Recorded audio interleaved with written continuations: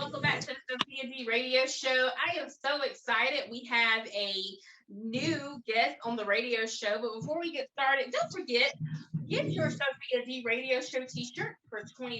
We would love to support.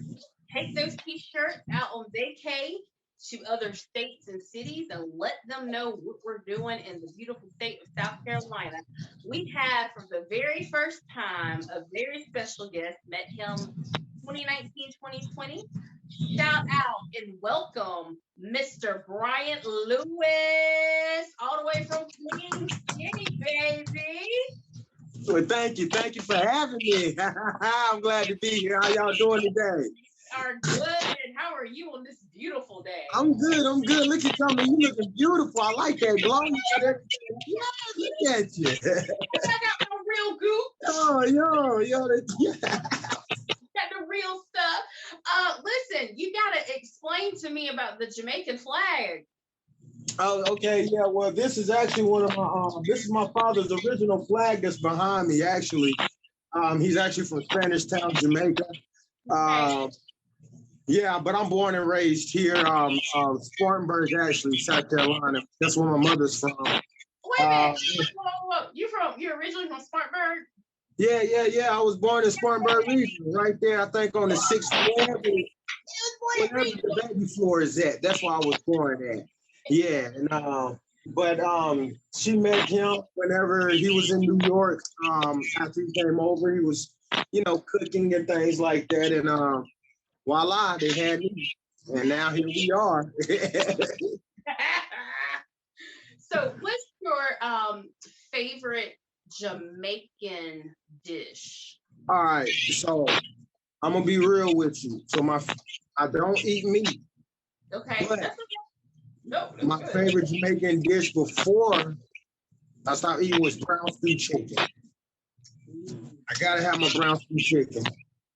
You looking like you don't know what brown stew chicken is now. Brown stew chicken, it's regular chicken is just brown, and it has your vegetables in it, and it's kind of like your curry chicken, but it's not curry sauce. Yeah, and it's kind of suified a little bit, gravy a little bit heavier than the curry, a little bit tension.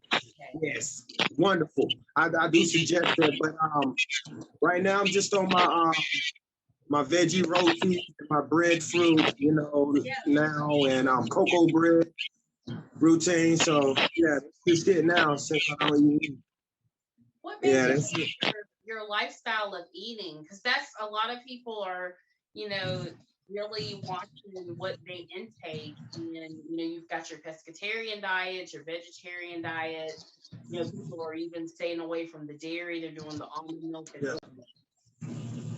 So do you want you want the real story, or do you want to just give you something that makes it sound good for the interview? I don't know.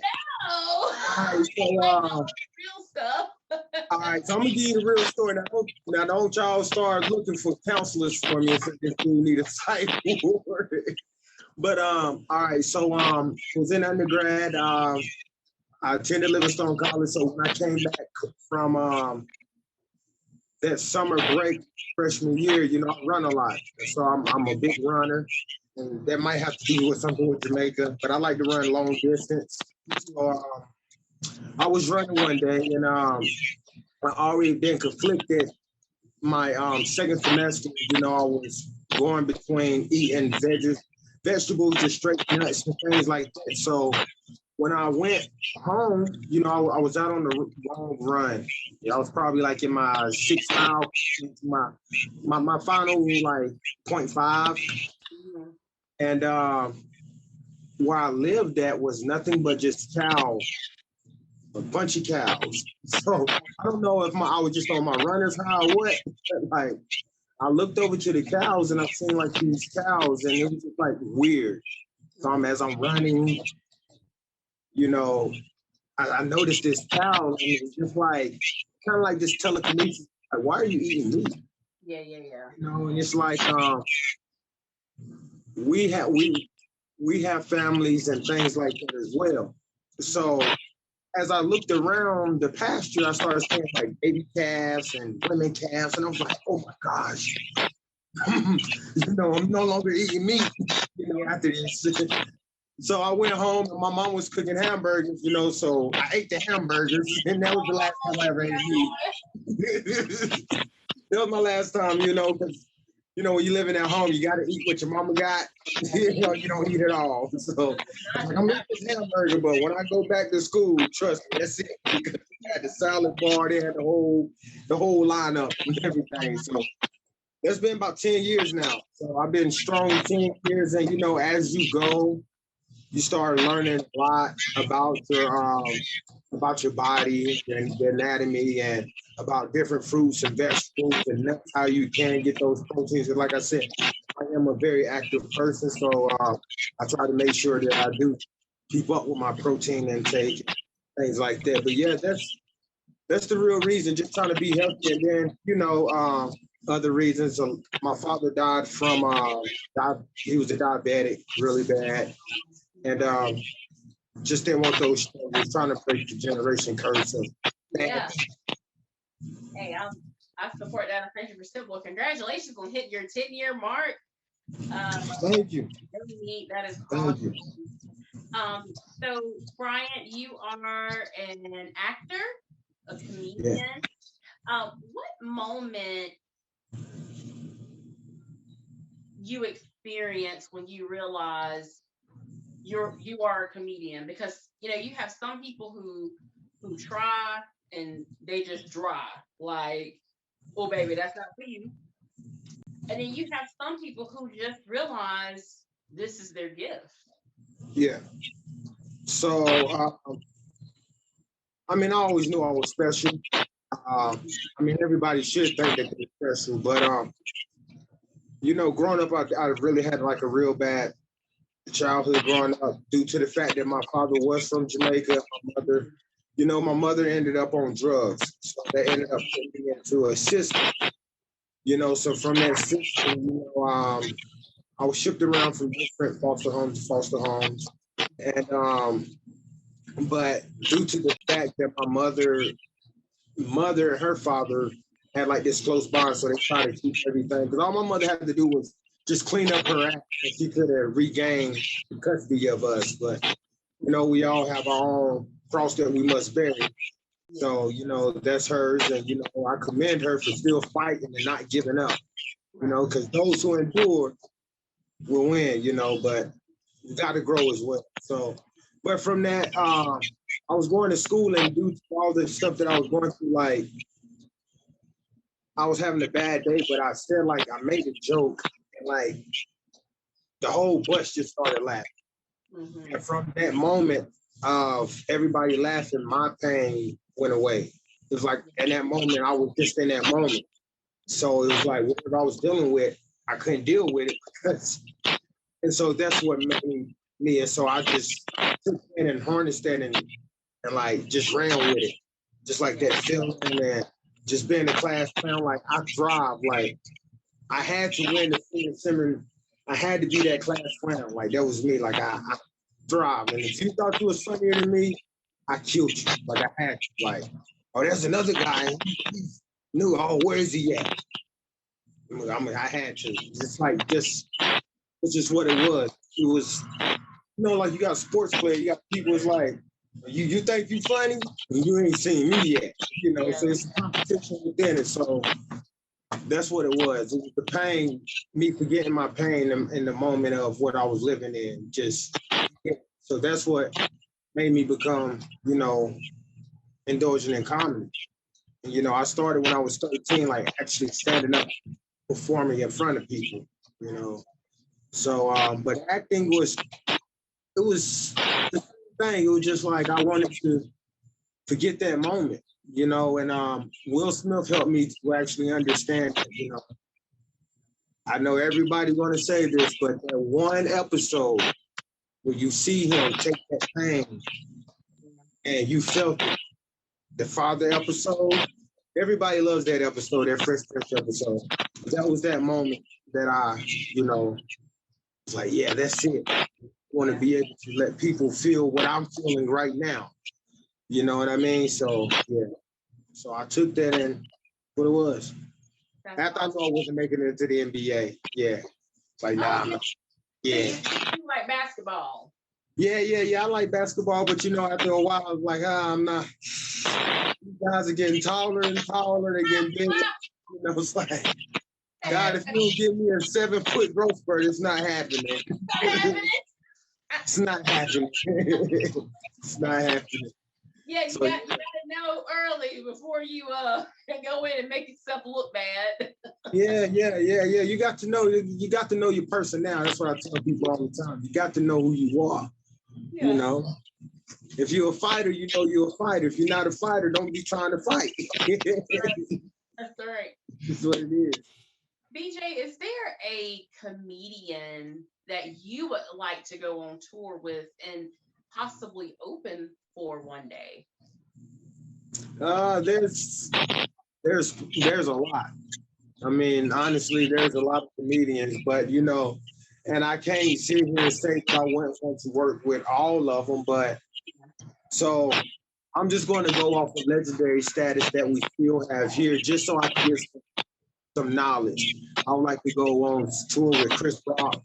I would like to go on tour with Dave Chappelle, of course. Oh yeah, the legend. The comedians that are not with us anymore. Are you a big Richard Pryor fan? Yes, Robert Harrison, Richard Pryor, Mama Mabel. Like I said, my biological mother, she had nothing but VHS tapes of comedians. So like I used to whenever I come and do like my mother son meeting, I used to just watch them. So like Richard Pryor and all these guys, I'm like, man, who is this silly man up there, man? Talking about boogers and stuff. There was one of Richard Pryor's skits back in when he was in New York. He was talking, he had a booger joke. And I'm like, man, who is this guy talking about boogers? And this man is talking about boogers. He's old. To me at the time, he was old, but I was little, so.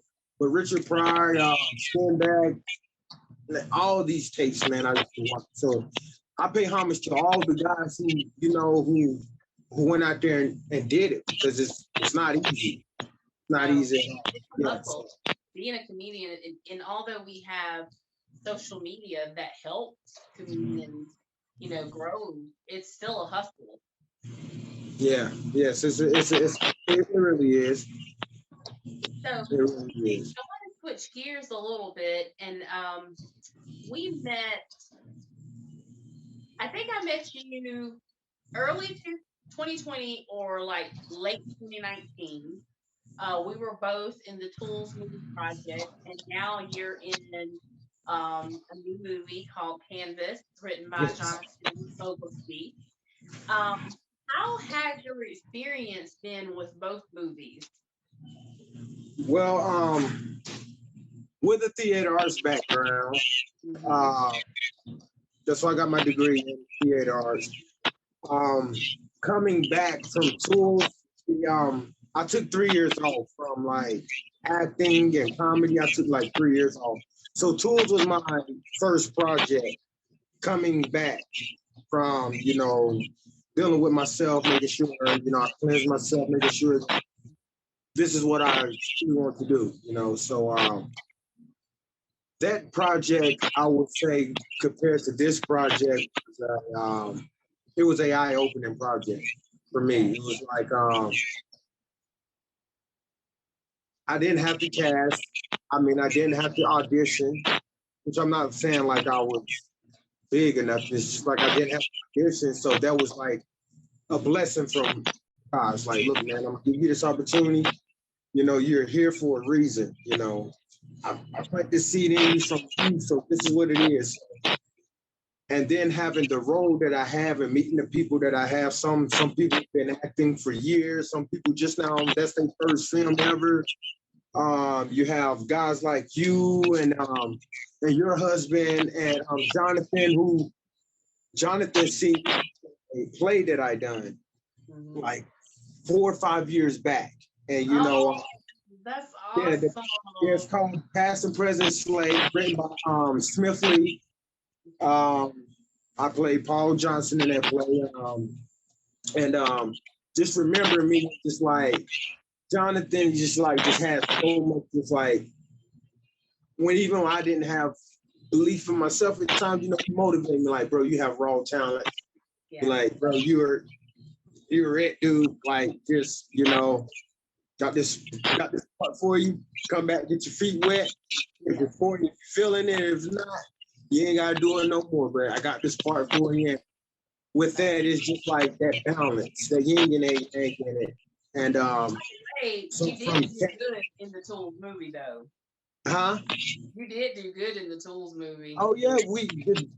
And you know, it wasn't I that did good. It was you guys that did good, and you guys that your energy and the vibe that you gave me, it was just like, yeah, and then I'm back. It's like, man, I'm back. It's like I'm back. And so from Canvas, you know, I have a bigger part, a bigger role, and it's just like when you try to force, because as humans, you're trying to force things. We like Michael. We like things fast, the Michael way, instead of just actually enjoying the journey process. And you know, dealing with all of my you know, past things. I was trying to get to the bad fact. You know, I was trying to get to it fast, not for the pleasure. Like I lost the pleasure of the art. And I always loved the art, but I tried to get, you know, once you start trying to get it for other reasons, you can lose it. So from Canvas now, it's just like I'm well off. You know, I'm good. I'm set spiritually, financially. You know, of course everybody wants a little bit more money, but you know, I'm good with where we're at. So it's like now I can actually get back into enjoying the arts like I did back when I was 13, back when I was in undergrad, you know, doing 4 or 5 plays at a time, and you know, working on 3 sets and building sets and things like that. So yeah, so Canvas is it's I'm gonna always say Tools is would always hold more value than, not saying than Canvas, because it's like that. It was like a welcome back. You know what I mean? So that's the reason why I would say Tools. Even though I only had a small Mina role, you know, it wasn't Mina, but I had a small part. It was just like an experience. That's what I'm saying. It's just like those small parts make the show, like they are just as important as the larger roles. So. And I'm not saying it was a small part in the film. I mean, it was a big part. I'm just saying, even though it wasn't like what I was used to having. Yeah. Like, hey, it's me all the time. Every scene is Bryant, you know, it was just like back here. Yeah. And it was, it's just that, and everybody embracing me and then meeting new faces, and that opportunity wouldn't lead to this opportunity. You see what I'm saying? So that's why I said Tools led to Canvas. You get what I mean? So that's why I say Tools. It's just a lot to it. So. Listening to what you were saying, I mean, it kind of puts everything into perspective, because I had been on this long sabbatical, like, you know, I do one play a year and then I'm done. And one and out. My husband and Jonathan were working on some things together with the Tools project, and I was just like, well, Jonathan, if you need somebody to play a role, you know, here's my acting resume, but you don't have, like, let me be the last one, because, you know, I'm at the point I want to see everybody else shine, because see, I didn't really put work in. Yeah. Everybody else to shine, and then he was like, Georgia to play like Irene, and I was like, she crazy. What is this? And then, you know, and although I have all this acting experience, BJ, this was my first film. I had never ever done film before. Say what? So I had, you know, I am straight traditional theater. Oh, you a real thespian. You a real thespian. Okay. Yes. Real rare. Yes. And listen, and have a minor in it in theater. That wasn't even my major, it's just my minor. Yeah, but you're a real thespian though. If you do stage, I'm real. Listen, I can build the stage down, get my lines down pat, whatever. And I just remembered how I had to become a student again. You should always be a student, right? Yes. But I had to be a student and learn about something totally opposite to theater.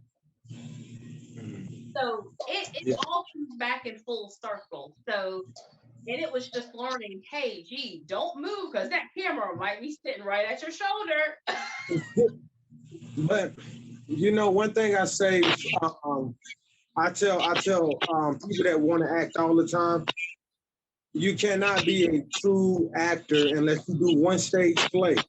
Yes. Because stage is different. Like it changes every moment, every night. Cinematography, it's all camera work. It's all hit your mark and you know, deliver your lines. Everything else is camera and editing. Yeah. So, but I tell people all the time, if a lot of great stage actors can go to cinematography, a lot of great cinematography actors can go to stage. It's too totally because it's so that's one thing. So like I said, we're a dying breed here. Yes, we're a dying breed. Which one would you prefer? Would you prefer the stage plays or the film? So it depicts on. I'm always going to say stage because that's where I was bred at. That's where I was bred at. That's why I was upright, downright, center stage. That's why I was bred. That's why I was bred at the stage.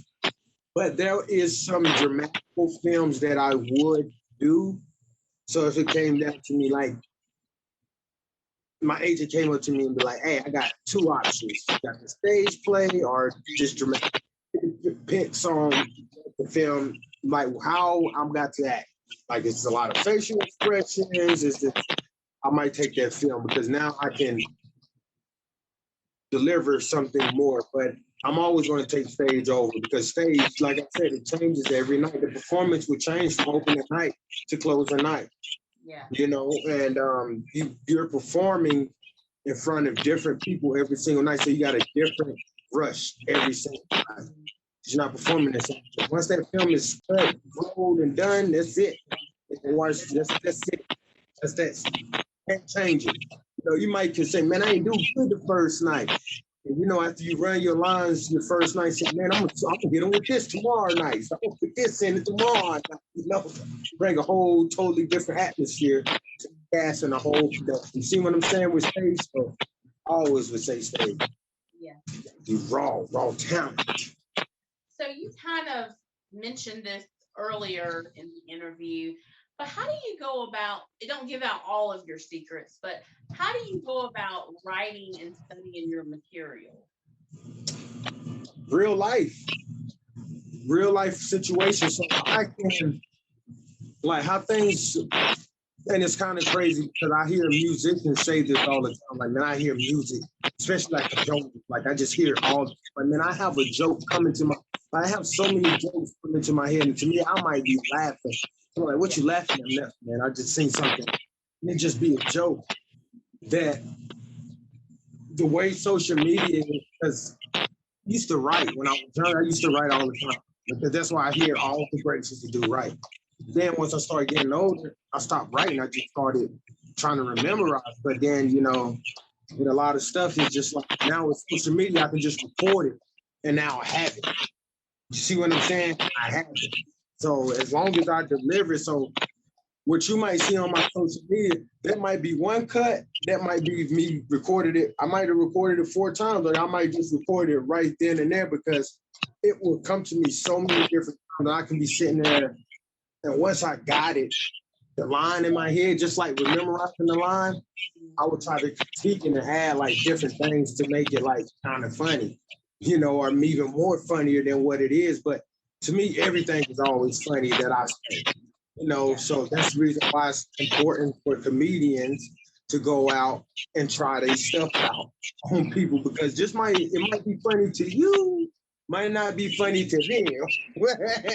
And that's what a lot of comedians gotta understand. Like, man, yeah, so just because it might be funny to you, my brother, it might not be funny to the mass. So, and speaking of that, you know, I guess kind of knowing who your audience is, have you ever experienced stage fright? uh, when I was younger, I did. Okay. But so when I was younger, I used to be nervous all the time because you know you never done it, and you're performing. I get it like excited, like you know when you get too excited. So it's like I gotta calm myself. 'Cause I'm ready to go show you that I got it. You know, so it's not that I'm saying that I'm not trying to be cliche, because a lot of people say you got to be. No, you don't. Yeah. If you believe in your, like I said, I have trained myself. I skilled myself. If a joke don't cross over, I know to get the hell out of that joke. Go on to another joke. My thing is, I'm not going to drive all the way here and to bomb. I'm not going to do that. I wasted my time, my money, my energy to bomb. I'm not going to do that. That's my mindset now. Back when I was young, I used to be like, what if this joke don't cross over? But it's just now it's like, I know I can make people laugh.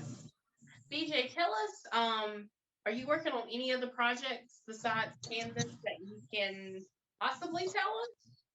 Right now I am not. I'm just doing me right now. Canvas is the only project that I'm working on right now. I am looking to venture out to get into some more projects, but like I said, coming back. Um, a lot of people are knowing that I'm back into it, so a lot of things are coming my way now. Like I said, just doing comedy. That's it. Just hitting the stage, making sure I'm staying fresh, staying raw, staying witty, and that's it. So Canvas is I'm putting a lot of energy into Canvas right now too. So it's like I'm not really looking for another project until after Canvas as well. So I'm gonna put that on the side as well. But if something do come, not like, oh no, because we're about to really start picking up with filming and with post production and everything. Yeah. Okay. So, how can people follow you on social media and book you for upcoming events? Okay, yeah. So I do host too, and if you want me to bring down the house, you can follow me at Bryant. This is my IG Instagram. It's Bryant BRYANT underscore J underscore Lewis. That's LWIS, not LOUIS. That's LEWIS. It is Bryant underscore BJ Lewis. That is my Instagram. My Facebook is Bryant Lewis, and you will see me. Bryant, my first name Lewis. And I also do have a YouTube channel as well, which is Bryant BJ Lewis. So you type it in, subscribe, and you can book me at my email at JAMALLEW777 email.com, or at Bryant Jamal, that's JAMAL Lewis LEWIS at AOL.com. You can book me at any one of those for hosting, and yeah, please. And if you want to just follow me and just catch me cut up for 15 to 30 seconds, go to my Instagram. If you want to see me cut up for longer than that, go to my YouTube and check it out and subscribe. Because what I do, I cut up. I'm a fool. That's what my granny said. You're a fool. Yes, your IG cut ups are hilarious, by the way. Well, thank you. I try to make it relatable. And like I tell people, it's just jokes, people. When did we get so sensitive, so uptight to laugh? Like, we laugh about everybody. If you're comfortable in what you want, how you doing your lifestyle, be comfortable about a joke that somebody makes about you, because they're not making it to hurt you down. They're just making it to get a good laugh, you know? So, yeah. That's all I say. So, BJ, I hate to let you go, but you promised to be back when we do face to face. Yeah. I promise to be back. Oh yeah, we got to meet face to face. Hey, we're gonna turn face to face. I'm getting used to this virtual thing. Even though I'm a millennial, I'm getting used to this. You know, I wasn't I'm very skeptical. I'm just very used to it now. I need the face-to-face interaction. Yeah, I need. We come North 85, honey. We gonna shut North Carolina down. Please come shut it down. Please. Especially Queen City. That's my heart, honey. Queen City is my second cousin. Yeah, you got straight Negroes up here. These are Negroes up here. These are old country fashion Negroes. Love Queen City. Okay, DJ, this is the time that I got to be petty, but I got to be serious. Y'all, Lord Jesus. Every interview, I always ask the Lord to help me. I don't know what I'm doing. Wear your mask, y'all. Jesus. Wear your mask. Wear your mask. Wash your face. Brush your teeth. For real. Yes, and stay 6 feet away from people. I don't even know why those COVID regulations even bother people. Because I grew up back up getting at 50 feet. That's how the young girls used to hit me growing up. Back up getting at 50 feet, brother. So I don't even know why. I'm cool with staying my distance from people. I'm cool with the whole COVID regulations. I'm cool with all of that. You know, there's just other things that I'm not cool with. Yeah, but you know, we're gonna leave that to the government. Wash, Lord Jesus, wash thy hands. And cover thy face. Crazy. Just it takes. Yeah. You got some dirty people around here. Huh? Wash, rinse, and then dry. Is that what the little kids? No, that ain't it. No, it ain't it. You turn it on, you grab you pull your paper towel, you put the water on, you put your soap in your hand, scrub, then you put it under the water, then you rinse it off. Then you grab the paper towel, you dry your hands, and you turn the faucet off with the paper towel, you throw it out, you go out the door. But why would you throw your paper towel away before you open the door, though? Because now your hands are back contaminated. What BJ said in his description is what you need to do. I guess that's what we used to tell the little kids. Some of y'all nasty, and some of y'all still don't practice good hygiene in the name. Wash. You gotta sing in 30 seconds. What's the little hand washing song we used to have to sing? Happy birthday. Happy birthday. Which happy birthday? Stevie Wonder happy birthday or the traditional happy birthday? Well, the traditional one, because the Stevie happy birthday is about 5 minutes. Happy birthday to you. Happy birthday to you. Happy. You can sing that like 3 times. Okay, if we do the short version. But even 3 times is about one chorus for one verse. Happy birthday. One chorus and one little head rocking in the movement that Stevie do. Yeah, do that. 1, 2, 3 on both sides and you're done. Last thing, please tell somebody you love them, hug on them, tell them that their shirt look good, their hair look good, and get vaccinated. Or, if that's your choice. Because I'm ready to get back to some normalcy. We're going to get back to normalcy. We're going to get back to normalcy real soon. I'm ready because we got a lot of traveling to do, and so do y'all. And I think it's only fair that we can kind of get back to some normalcy. So I'm off my pettiness. And if you don't get vaccinated, make sure you put your mask on and your gloves on. That. At least look out for other people. That. At least if you don't want to get vaccinated, at least put your mask on. That's the least you can do. Yes. I know I don't